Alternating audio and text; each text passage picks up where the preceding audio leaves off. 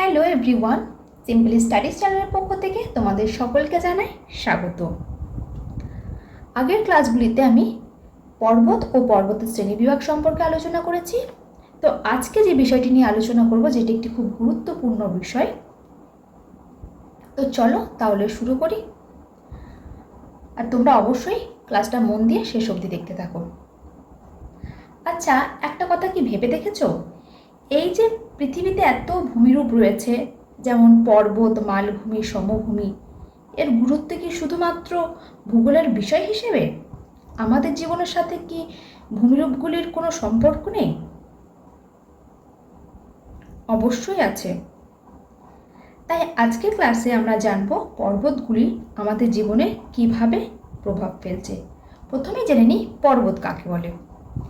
তোমরা আগেও জেনেছো, তবু একবার দেখে নাও যে সমুদ্র সমতল থেকে প্রায় 1000 মিটারের বেশি উঁচু ও বহুদূর বিস্তৃত শিলাময় স্তূপ, যার ভূপ্রকৃতি অত্যন্ত বন্ধুর, ভূমির ঢাল বেশ খাড়া এবং গিরিশৃঙ্গ ও উপত্যকা বর্তমান থাকে, তাকেই বলা হয় পর্বত।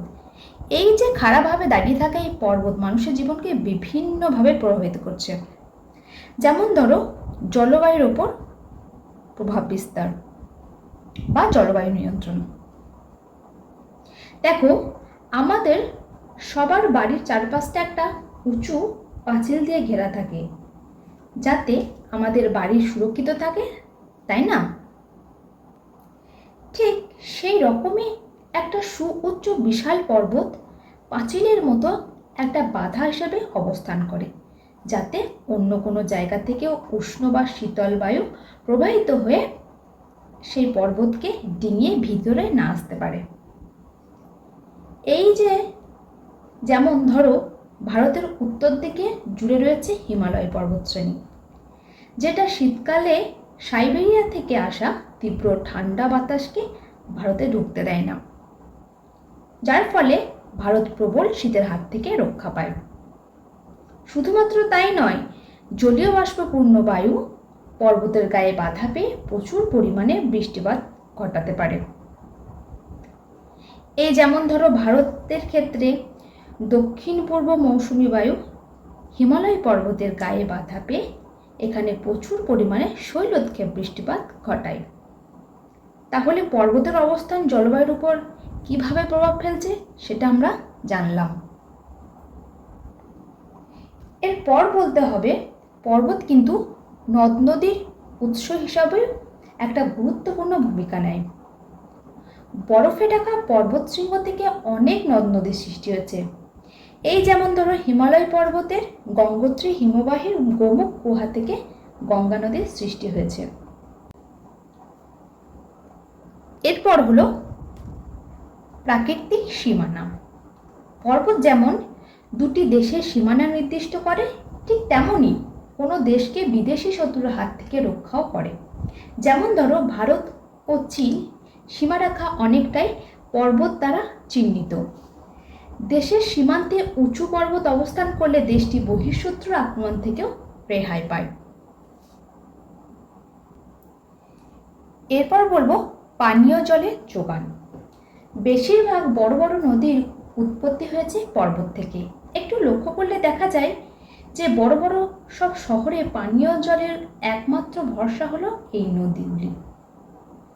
এই নদীগুলি জল বড় বড় শহরের স্থানীয় বাসিন্দারা পানীয় হিসাবে পান করে থাকেন।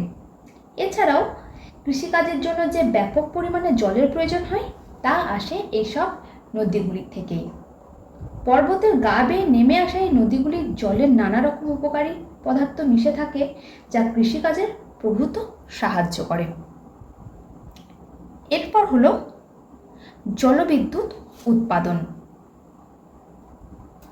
পর্বত থেকে যে সমস্ত নদীগুলি উৎপন্ন হয়, সেগুলি পার্বত্য অঞ্চলে উঁচু নিচু ভূপ্রকৃতির উপর দিয়েই প্রবাহিত হয় বলে সেই নদীগুলি খুব খরস্রোতা ধরনের হয়। খরস্রোতা অর্থাৎ এই নদীগুলির জলের গতিবেগ কিন্তু অনেক বেশি, আর সেই গতিবেগকে কাজে লাগিয়ে এখানে জলবিদ্যুৎ উৎপাদন করা হয়েছে। এরপর জানব যে পর্বত কৃষিকাজের উপর কিভাবে প্রভাব বিস্তার করে। যে ধাপ চাষ। ধাপ চাষ কাকে বলে বলো তো? ধাপ চাষ হলো পার্বত্য অঞ্চলে চাষবাসের জন্য উপযুক্ত জমির খুব একটা পাওয়া যায় না, তাই সেখানকার মানুষের চাষবাস করার ও সুযোগ সুবিধা কিন্তু অনেকটাই কম থাকে। তবে পাহাড়ের গায়ে সিঁড়ির মতো ধাপ কেটে যে ধাপে ধাপে চা, কফি, ধান প্রভৃতি ফসলের চাষ করা হয়, একেই বলা হয় ধাপ চাষ। এছাড়াও আপেল, আঙুর, কমলালেবু,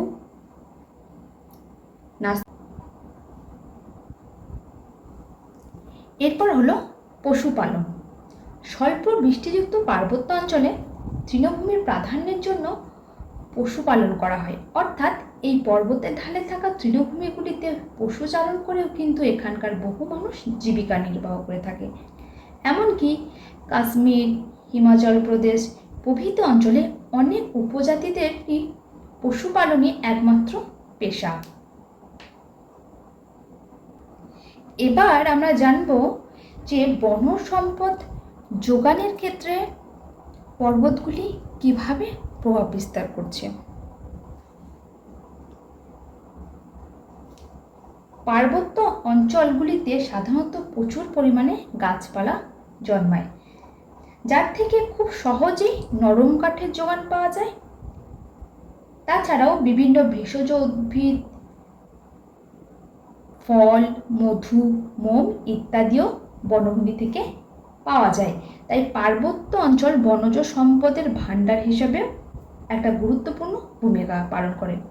এছাড়াও উঁচু পর্বতের ঢালে সরলবর্গীয় অরণ্য এবং নিম্ন পর্বত অঞ্চলে সাধারণত চিরহরিৎ বৃক্ষের বনভূমির সৃষ্টি হয়। এই উদ্ভিদের উপর ভিত্তি করে নানা রকম আসবাবপত্র, দেশলাই, কাগজ শিল্প গড়ে উঠেছে।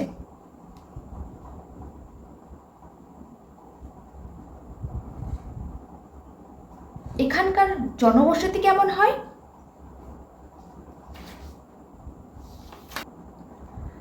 পার্বত্য অঞ্চল যেহেতু বন্ধুর ভূপ্রকৃতি, প্রতিকূল জলবায়ু, কৃষি জমির অভাব, অনুন্নত যোগাযোগ ব্যবস্থা, শিল্পে অনগ্রসরতা প্রভৃতি কারণে পার্বত্য অঞ্চলে লোকবসতি একেবারেই কম।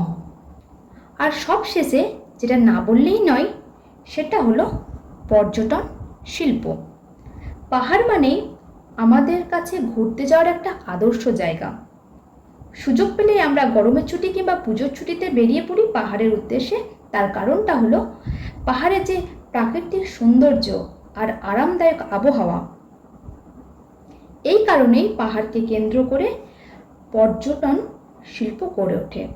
তাই পাহাড়ের বেশিরভাগ মানুষ এই পর্যটন শিল্পের সাথে যুক্ত থেকে জীবিকা নির্বাহ করে। এই যেমন ধরো আমাদের পশ্চিমবঙ্গেরই দার্জিলিং শহর একটা অন্যতম পর্যটন কেন্দ্র। তাছাড়াও সিকিম, মানালি, নৈনিতাল, কাশ্মীর প্রভৃতি হলো হিমালয় পর্বতের উপর গড়ে ওঠা অন্যতম পর্যটন কেন্দ্র। তাহলে আজকের ক্লাসে আমরা জানলাম পর্বত কিভাবে আমাদের জীবনের উপর প্রভাব বিস্তার করছে। তবে এখানে একটা কথা বলে রাখি, শুধুমাত্র পর্বতই কিন্তু নয়, মালভূমি, সমভূমিও আমাদের জীবনের উপর কিন্তু সমানভাবে প্রভাব বিস্তার করে থাকে। তো আজকের ক্লাস এই পর্যন্তই। ক্লাসটি ভালো লাগলে অবশ্যই একটা লাইক করো, কমেন্টস করো, সবার সাথে শেয়ার করো, আর এই চ্যানেলের প্রথম হয়ে থাকলে চ্যানেলটি সাবস্ক্রাইব করে পাশে থেকো। তো দেখা হচ্ছে পরের ক্লাসে।